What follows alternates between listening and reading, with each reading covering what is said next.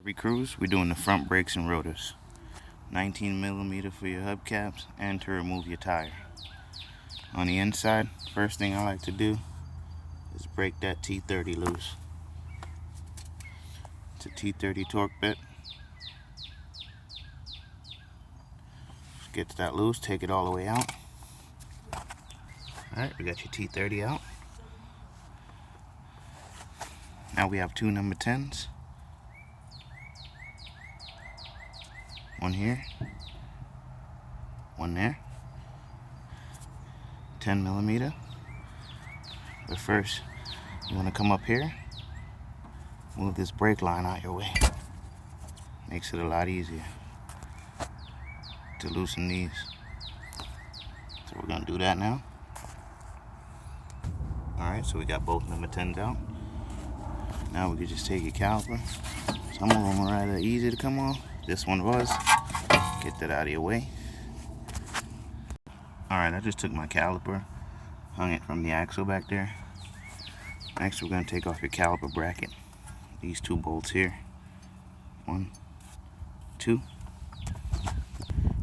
And they're 18mm. Let's take them out now. Move this caliper bracket. Okay, so once you loosen both those 18s out, bracket just comes off your rotor. Next, rotor's pretty easy to remove.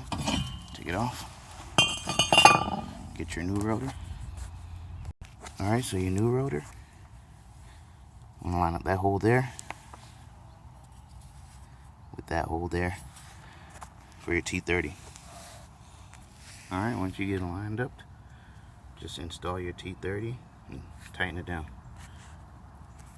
Alright, T30 is installed in your rotor. Now we're gonna remove our old brake pads. Make sure you note that wear strip. And we're going to install the new pads. Alright, so you just choose the new brake pad. Looks identical to the old one. Wear strip on the same side.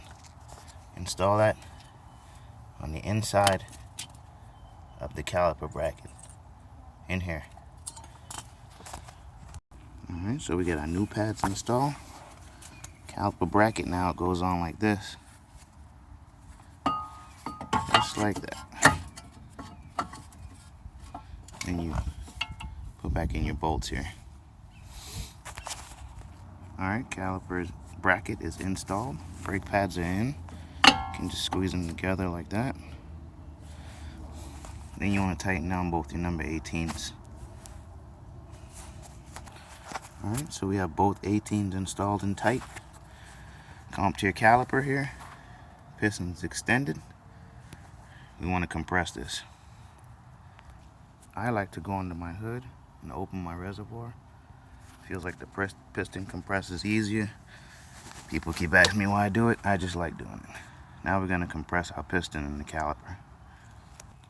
I have this tool here, but you can just use a C-clamp. Okay, once your piston's fully compressed, just take it. Make sure your brake line's not twisted.